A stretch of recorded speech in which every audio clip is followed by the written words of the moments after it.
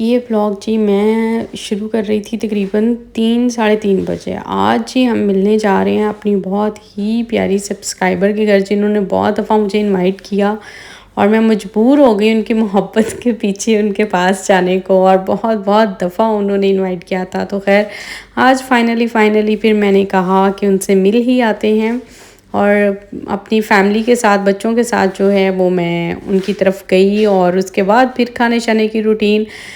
तो शुरू करते हैं जी आप आज के व्लॉग को। अस्सलाम वालेकुम माय यूट्यूब फैमिली, कैसे हैं सब? आई होप माशाल्लाह सब ठीक ठाक होंगे। अल्हम्दुलिल्लाह जी हम भी बिल्कुल ठीक ठाक हैं। और यहाँ पे जी हम सो के उठे थे, आज काफ़ी ज़्यादा लेट हो गया और मुझे जाना था जी आज एक बहुत ही प्यारी मेरी फ़ैन, बहुत प्यारी सब्सक्राइबर की तरफ। इधर शारजा में ही वो रहती हैं और बहुत अरसे से वो मुझे बुला रही थी, और मैं हमेशा से कभी आ जाती हूँ, कल आती हूँ, हम मिलते हैं, हम बाहर जाते हैं, मतलब इस तरह से। तो लेकिन उन्होंने इतने प्यार से हम सबको इनवाइट किया कि आज जो है ना फाइनली फिर मैंने उनसे कहा कि ओके ठीक है हम आएंगे। और मतलब इतना ज़्यादा उन्होंने इंसिस्ट किया कि देखें ईद है, परदेश में है, तो मुझे बहुत अच्छा लगेगा, मुझे मतलब वो फीलिंग्स आएंगी पाकिस्तान वाली, और वो भी पाकिस्तान से हैं। बहुत बहुत बहुत माशाल्लाह अच्छी हैं, मैं उनकी जितनी भी तारीफ़ करूँ कम है। और बड़ा अच्छे से एहतमाम उन्होंने किया और बहुत बहुत ही प्यार से मतलब बुलाया, मैं आपको बता नहीं सकती। आप सबकी मोहब्बतों का शुक्रिया। और यहाँ पे देखें जी हम रेडी हो गए थे, मैंने ये अबाया पहना था और अभी जी हम निकल रहे हैं उनकी तरफ। शाम की चाय पे हम जा रहे हैं, और ब्रेकफास्ट हमने बस थोड़ा बहुत शेक वगैरह लिया था क्योंकि लेट काफ़ी ज़्यादा हो गया था।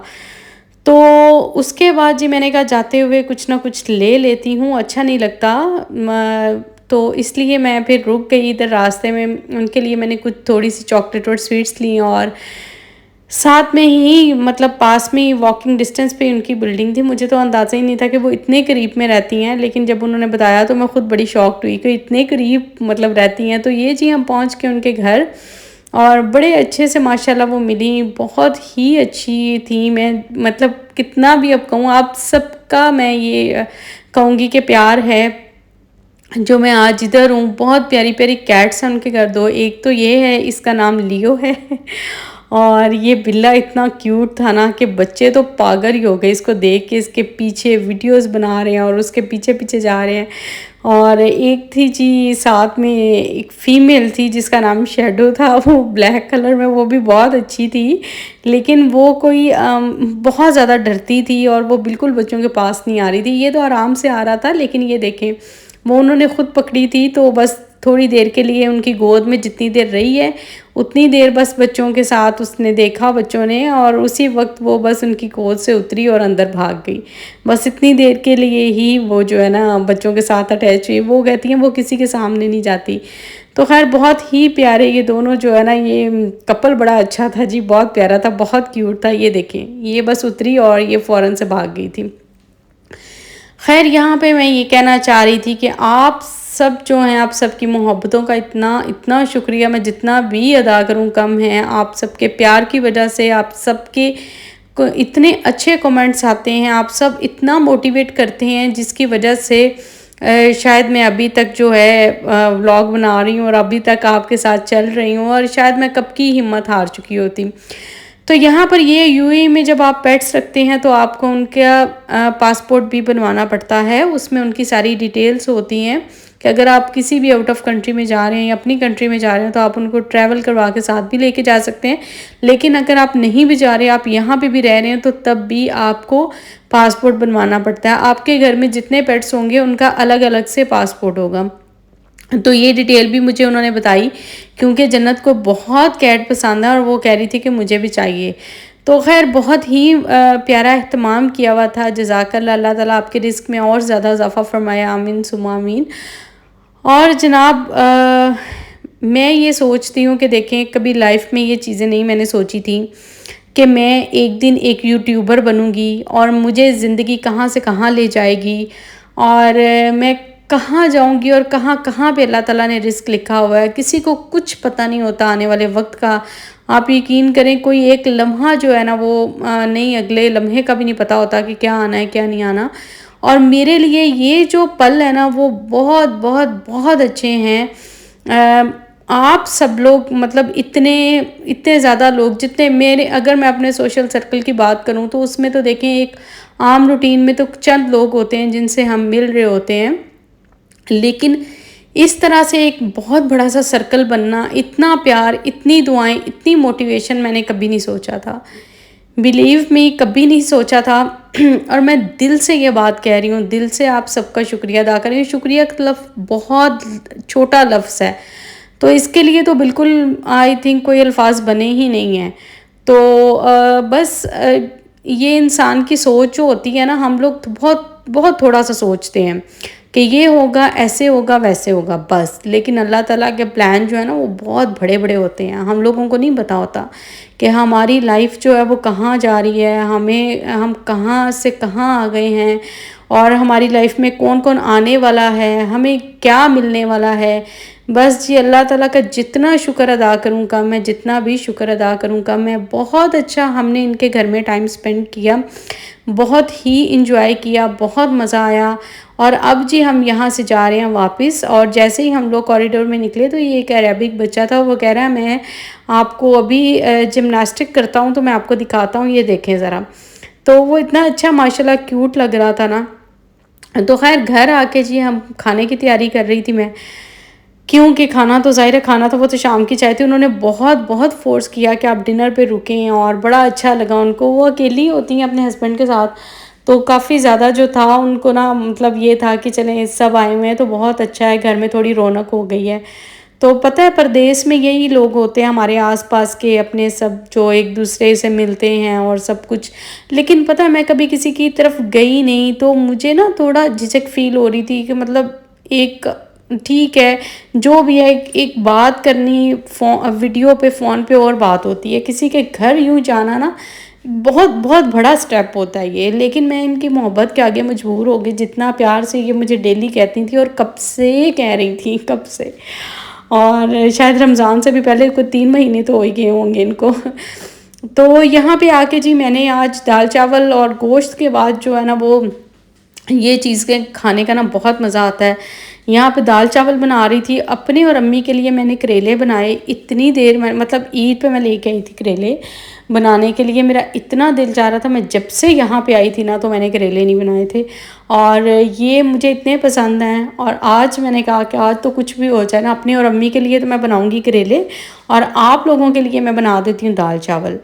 क्योंकि बच्चे जो है ना वो कोई भी वेजिटेबल नहीं खाते। ये नहीं कि यहाँ पे नहीं खाते, बहुत सारे बच्चे नहीं खाते। आई थिंक 90% बच्चे पूरी दुनिया में वेजिटेबल्स नहीं खाते होंगे। जो मुझे लगता है बहुत ही अच्छी माएँ होंगी जो अपने बच्चों को ना वेजिटेबल्स खिलाती होंगी।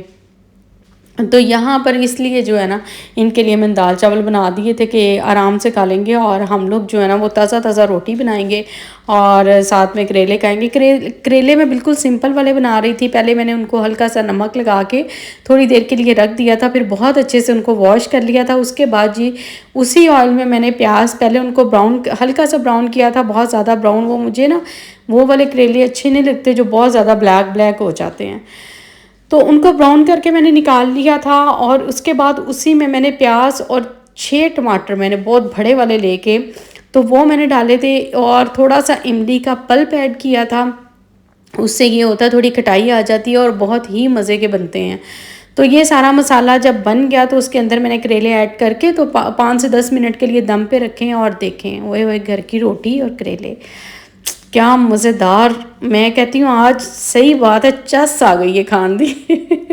बहुत मज़े के माशाल्लाह बने थे, और बड़ी देर के बाद जो है ना मैं खा रही थी, और ना वो पाकिस्तान वाली फीलिंग्स लेना चाह रही थी मैं। तो बस जी ये था जी मेरा खाना और अम्मी का खाना, और बच्चों के लिए जी ये दाल चावल थे। उन लोगों ने अपनी फरमाइश के साथ जो भी थे ना वो ये बनवाए थे और वो ये खाएंगे। अच्छा अब बात कर लेते हैं, काफ़ी दिन हो गए इस टॉपिक पे हमने बात नहीं की, लेट्स ट्रैवल की। सबसे पहले तो मैं आप सबसे एक रिक्वेस्ट करना चाहती हूँ, जो नंबर मेरी स्क्रीन पे अभी आ रहा है ये जस्ट आपके वीज़ा, किसी को भी वीज़े से रिलेटेड कोई भी इंफॉर्मेशन, मतलब कि कोई भी वीज़ा चाहिए, किसी भी आउट ऑफ कंट्री का चाहिए, यूएस, कनाडा, अमेरिका, कहीं का भी, तो वो मुझसे कांटेक्ट कर सकते हैं। दुबई के विज़िट वीज़ा के लिए, बिज़नेस लाइसेंस के लिए, रेजिडेंस वीज़ा के लिए, स्पॉन्सर वीज़ा के लिए, किसी भी वीज़ा के लिए, ईच टू एवरीथिंग आप मुझसे कांटेक्ट कर सकते हैं। और अल्हम्दुलिल्लाह बहुत सारे लोगों से मेरी बात हुई है जिन लोगों के वीज़ास लगे हैं। मैं ये चाहूँगी कि वो ज़रूर मुझे फ़ीडबैक दें कमेंट्स में कि उनको कैसा लगा मेरे से काम करके मेरे साथ, और इस तरह से वीज़ा मुझसे लगवा के। तो माशाल्लाह जो है वो बहुत जल्दी सारा प्रोसेस हुआ। लेकिन बाकी सबसे मैं ये रिक्वेस्ट करना चाहती हूँ कि प्लीज़ आप मुझे वहाँ पे हाल चाल के मैसेजेस मत किया करें। फिर ये होता है कि बहुत सारे मैसेजेस ऊपर नीचे हो जाते हैं, जो वीज़ा से रिलेटेड, काम से रिलेटेड मैसेज होते हैं ना, तो वो ऊपर नीचे हो जाते हैं। तो फिर मुझे समझ नहीं आता, क्योंकि मेरे पास इतना ज़्यादा टाइम नहीं होता। मैं यहाँ पे आपके हर कमेंट का जवाब देने के लिए बैठी हूँ, और मैं देती भी हूँ।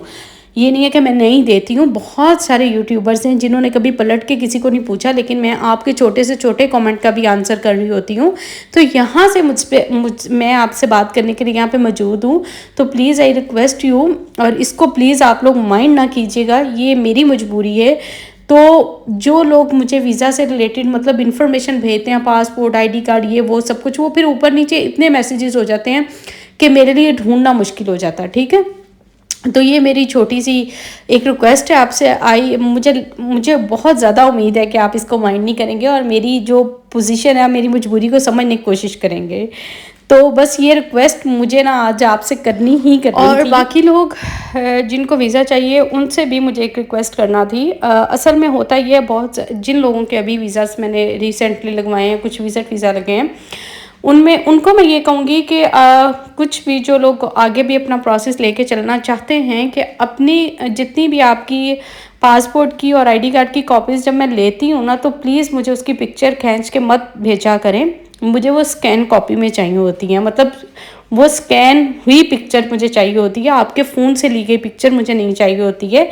ये चीज़ मैं बार बार बता के तो वो काफ़ी उसमें टाइम वेस्ट हो जाता। तो मुझे लगा कि मुझे व्लॉग में ही आपको कह देना चाहिए कि जब भी आप मुझे पिक्चर सेंड करते हैं ना, तो प्लीज़ वो स्कैन करवा लिया करें। ठीक है, उससे बहुत ईजी हो जाता है, सारा प्रोसेस कंप्लीट करने में ज़रा जल्दी आसानी हो जाती है। तो ये था आज का व्लॉग, आई होप आपको आएगा पसंद, और मुझे रखिएगा दुआओं में याद। मिलते हैं इंशाल्लाह कल नेक्स्ट व्लॉग में, तब तक के लिए अल्लाह हाफिज़।